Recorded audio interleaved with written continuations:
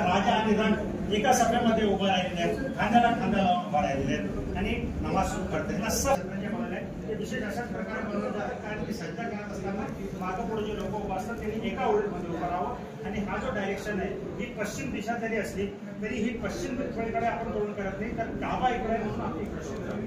त्याच्यामध्ये लिहिणी जी यावी प्रत्येकाने एकाच डायरेक्शन मध्ये करावं हा त्याच्या मागचा उद्देश. आता अशा प्रकारे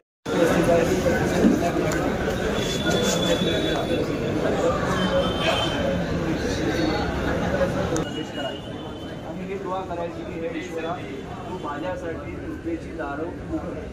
आणि इथं आले की माणूस आपल्या सगळ्या ज्या काय बाहेरच्या समस्या चिंता जे काय सगळे त्या विसरून एकाग्रतेने ईश्वरासमोर येतं नतमस्तकासाठी यायचं ते त्याचं हेतू आहे.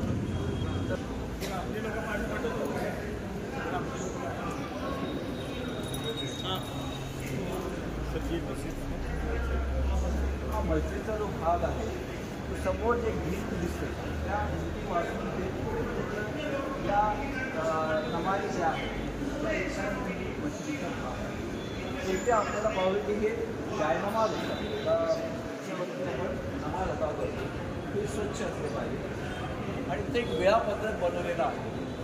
5 वेळा नमाज अदा करणे अनिवार्य आहे. त्याच्या वेळा कशा की पहाटे म्हणजे 5 ते 6:30 म्हणजे आता सध्या जे काही हिवाळ्याचं सीझन असल्यामुळे सिटीची वेळ आता 6:35 उन्हाळ्यामध्ये ती वेळ तरी होऊ शकते 5:30 म्हणजे सूर्योदयाच्या सर्वश्रेष्ठ आहे. मैं बड़ा नहीं मेरा खानदान बड़ा. आपल्याला वाटतं अकबर बादशाहबद्दल काही बोलतात का? मुघल इथं आले गेले त्यांनी जे काही चांगलं वाईट केलं ते त्यांचं काय? अल्लाह अकबरचा अर्थ आहे ईश्वर बडा आहे, अल्लाह बडा आहे, ईश्वर महान आहे, परमेश्वर सर्वश्रेष्ठ आहे, भगवंत महान. मी आताच आपल्याला सांगितलं तुकाराम महाराजांनी म्हटलं विश्वंभर. तुकाराम म्हणे ज्याचे नाव विश्वंभर त्याचे निरंतर ध्यान येते. तर त्याला विश्वात्मकी देव म्हणा, विश्वंभर म्हणा, तो या संपूर्ण ब्रह्मांडाचा रचयिता, power of this universe, supreme power of this universe. He is God, He is Almighty, He is Allah, He is Ishwar, He is परमेश्वर. रक्षित मदत मागतो. اهدنا الصراط المستقيم आम्हाला सरळ मार्ग दाखव. صراط الذين أنعمت عليهم अशा लोकांचा मार्ग ज्याच्यावर तुझ्या कृपेचा स्पर्श झाला غير المغضوब عليهم ولا الضالين. आणि अशा लोकांच्या मार्गावर आणि त्याच्यासारखा दुसरा कोणीच त्याच्यासारखा दुसरा कोणीच. तो एकमेव आहे, युनिवर्स आहे, सबका मालिक है, युनिक है.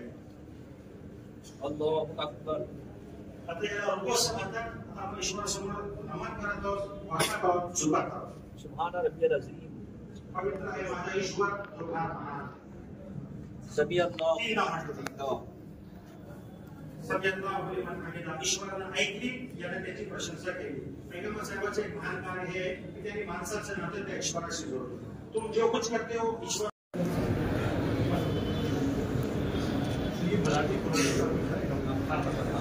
तर हे कुराणचं जे मराठी भाषांतर केलेलं होतं काय होते की फक्त भाषांतरावरून लोकांना समजण्यासाठी अडचण येत होती, म्हणून आपण काय दिलेलं आहे याचं की हे कोणत्या काळामध्ये याचं अवतरण झालं आणि काय त्याचे शिकवण आहे हे जे अध्ययन करू इच्छितात, समजून पाहून त्यांची इच्छा आहे. 6 व्हॉल्यूम्स देणार आहे. बॅग हे त्यांचे अत्यंत स्तुत्य असा कार्यक्रमचं आणि संपूर्ण मुस्लिम बांधवांनी जे केलंय त्यांचं मी स्वागत करतो. मुळात ही मस्जिदचं नाव शाही मस्जिद आहे. पुरातन काळापासून म्हणजे पूर्वीच्या काळापासून छत्रपती शिवाजी महाराजांच्या वेळेपासून जर आपण पाहिलं तर सर्व धर्म समभावाची जी संकल्पना होती ती मानली, ती आचरणात आणली आणि ती रुजवली. अशी जे ज्येष्ठ बंधू या ठिकाणी त्यांनी मार्गदर्शन केलं. खरंच अलीकडच्या काळात दुर्दैवाने लोकांमध्ये खूप बदल झालेला पाहायला मिळतो. एक काळ तो होता ज्यावेळेस समाज हा केंद्रबिंदू मानून त्यांना हे समाज केवळ माझं कुटुंब म्हणजे माझ्यापुरतं मर्यादित नसतं. जेवढे समाजात लोक आहेत ते सर्व कुठल्याही जाती धर्मातले असले तरी देखील हे सगळे आपले भाऊबंद आहेत असं मानत होते. पण दुर्दैवाने वाईट वाटतं, वाईट म्हणजे किळस वाटतं की अलीकडं लोक आता व्यक्ती केंद्रित एवढे झालेत की त्यांना आता फारसं काय राहिलेलं नाही. म्हणजे समाजाचं ही जोपासलं गेलं पाहिजे याबद्दल तर कोणालाच काय राहिलेलं नाही. प्रत्येकाला वाटतं की त्या समाजात कुठलाही समाज असो की आपण त्याचा फायदा आपल्या वैयक्तिक स्वार्थासाठी केला पाहिजे. आणि हे फार घातक आहे, कारण हे असं जर चालत राहिलं तर आज एवढा मोठा आपला विशाल हा देश आहे, जगातली सगळ्यात मोठी लोकशाही म्हणून ह्या भारत देशाकडे पाहिलं जातं. प्रत्येक जण म्हणत जर असं म्हणायला लागलं की आम्ही ह्या जातीतले त्या जातीतले तर त्या देशाचे तुकडे व्हायला फार काळ लागणार नाही. आणि असं होऊ नये. आज या पवित्र मस्जिदीमध्ये आल्यानंतर मी नेहमीच मस्जिद असेल, मंदिर असेल, चर्च असेल, वेगवेगळ्या धर्मस्थळामध्ये गेल्यानंतर एवढंच मी अपेक्षा म्हणण्यापेक्षा प्रार्थना करतो की हे असे जे व्यक्ती केंद्रित झालेले लोक आहेत त्यांना बुद्धी द्यावी, हे समाज एकत्र करण्याकरता त्यांना जास्तीत जास्त प्रेरित व्हावे. आणि आज मूळ हा कार्यक्रम घेण्यामागचा हेतू हाच होता. या ठिकाणी मी अनेक वेळा मला अशी सांगितले की तुमचं फार योगदान असतं. मी नेहमी सांगत असतो माझं योगदान नाही, शब्द चुकीचा. कुठल्याही धर्माच्या ठिकाणी कुठल्याही जातीचं असेल, कोणीही असेल तर मी योगदान करत नाही. हे माझं मी कर्तव्य समजून मी काम करत असतो. आणि आपण सुद्धा त्याच भक्तिभावाने आपण सगळ्यांनी राहिलं पाहिजे. पोलरायझेशनचा जो प्रकार आहे तो जे पाहायला मिळतो ते तितकंसं योग्य वाटत नाही. की आता लहानपणी ज्यावेळेस आपल्याला काय कळत नसतं, जेव्हा आपण विटी दांडू किंवा गोट्या किंवा शिवना पाणी आपण जेव्हा खेळत असतो त्यावेळेस आपल्याला माहित पण नसतं जात काय पात काय नाही काय, मित्र असतात.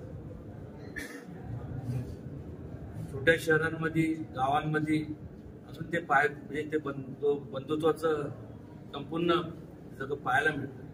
मोठमोठ्या शहरांमध्ये आता जिथं पाश्चिमात्य संस्कृतीचा शिरकाव मोठ्या प्रमाणात झालेला आपल्याला पाहायला मिळतो. जग एवढ्या वेगाने चाललंय पुढं आणि त्यामुळं तिथं हे आपल्याला दिसून येतं. मग ह्या इथलं ते म्हणजे त्याच्याशी बोलू नका. का बोलू नये? लहानपणापासून तर एकत्र वाढलोय. अचानक असं काय झालं की तो वेगळा आणि मी वेगळा आणि हे थांबलं पाहिजे. एवढंच आज अल्लाह चरणी मी प्रार्थना करतो.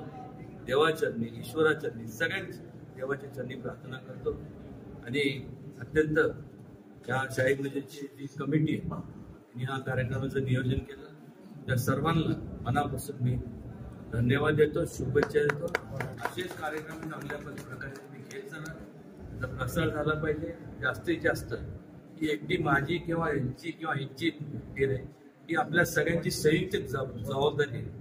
हे समजून आपण पुढं वाटचाल केली पाहिजे. एवढंच त्या ठिकाणी सांगतो आणि या कार्यक्रमाला मनापासून पुन्हा एकदा शुभेच्छा देतो. धन्यवाद.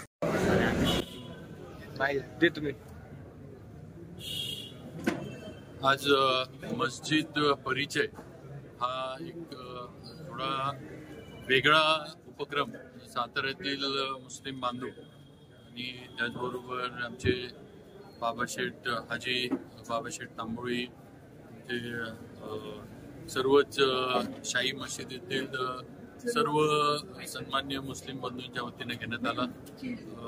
यामध्ये नेमकं मस्जिदमध्ये काय काय म्हणजे कसं नमाज पडली जाते, त्याचबरोबर इथं आल्यानंतर काय करायचं असतं, देवाला कसं आपली प्रार्थना जी आहे ती देवापुढे मांडायची असते. आणि देव आता जे आम्हाला सगळ्यांना सांग की कुठलाही असू दे, देव हा सर्वश्रेष्ठ आहे. आपल्या सर्वांची निर्मिती ही परमेश्वराने केली.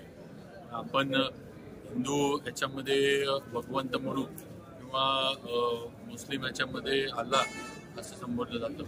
त्यांना एक चांगली ईद मिळाली. बरेचसे लोक इथं आले. बऱ्याचशांनी जे काही सांगितलं किंवा सगळ्यात महत्त्वाचं म्हणजे आल्यानंतर वजून करण्याचं महत्त्व काय, जे आपण 5 टाईम नमाज म्हणतो किंवा जे सगळी आजान दिली जाते त्याचं महत्त्व काय, या सगळ्या गोष्टी हे केल्या. आणि नक्कीच मी आल्या सांगितलं की साताऱ्यामध्ये पहिल्यापासून हिंदू, मुस्लिम आणि इतर जाती जे असतील सर्वांनी सलोख्याचं वातावरण ठेवलंय. आणि आपल्या इथं कधी आपण चुकीचे प्रकार घडून दिले नाहीत. कुठल्याही चुकीच्या गोष्टीला कुणीही पाठिंबा दिला नाही, कधी देणारही नाही. सातारा आणि साताऱ्याचं हे वातावरण हिंदू मुस्लिमांमध्ये असंच राहिलं पाहिजे. यासाठी आपण सर्वजण एकत्र राहून काम करत राहू. ज्या ज्या वेळेला कुठेही प्रसंग निर्माण होईल त्या प्रसंगाला तोंड देण्यासाठी आपण सगळेजण एकत्र राहू, एवढीच सदिच्छा, शुभेच्छा मी देतो. आणि हा कार्यक्रम इथं सगळ्यांनी घेतला. अतिशय मस्जिद परिचयाचा अतिशय सुंदर कार्यक्रम घेतला असं मला माझ्या मनापासून सांगावं असं वाटतं.